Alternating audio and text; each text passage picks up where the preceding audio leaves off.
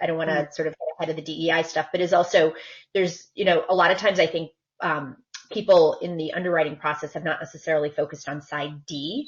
And certainly both with Me Too and with the DEI, litigation that we're seeing now, putting aside, whatever disputes there may end up being between insurance carriers and policyholders about which programs cover these types of claims or, whether certain damages are covered. I think there's also going to be an increased focus. And if he comes back, it would be great to see that, to hear him talk about that, whether or not people are starting to increase the limits that they have on that side D coverage for things like internal investigations. Okay. But I think, we can go ahead if you want to talk about the DEI. Yeah. Do that. So it's, it's an interesting segue coming from talking about the Me Too litigation, where clearly you have, right, these identified individuals who have been harmed and who are making complaints.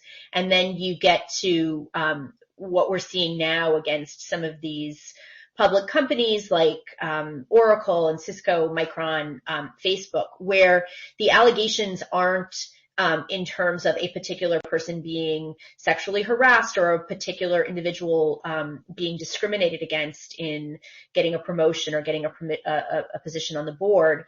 But what you're seeing are, plaintiffs now bringing these securities litigation claims, usually under a theory of a violation of Section 14A, where the arguments kind of run in two different veins. One is the argument that you have boards who, for whatever reason, maybe it's a superficial attempt to curry favor in the current political environment about talking about diversity.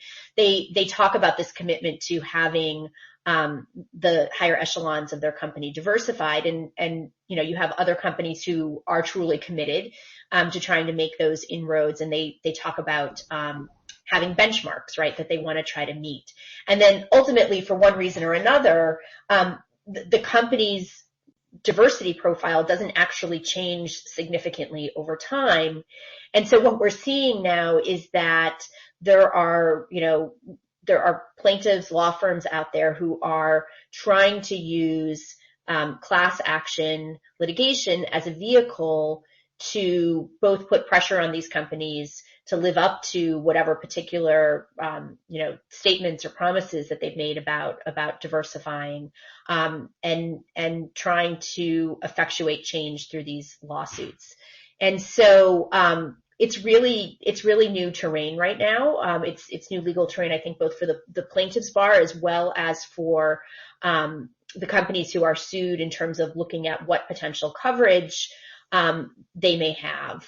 The lawsuits are, ranging from everything from the litigants pointing to, a picture of the board, and trying to point to just literally the sort of optics of what that picture looks like in terms of a lack of diversity, to trying to, through the vehicle of the securities litigation, insist that a company has to undertake, wholesale diversity training, diversification efforts, fire certain D's and O's, change around compensation structures. And so I think the courts at the underlying case level are struggling with what to do with these cases. And, most notably in the case against Facebook, it was recently dismissed, and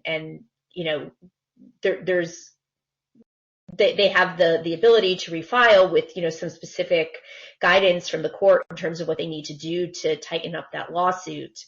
But if we could go forward to the next slide.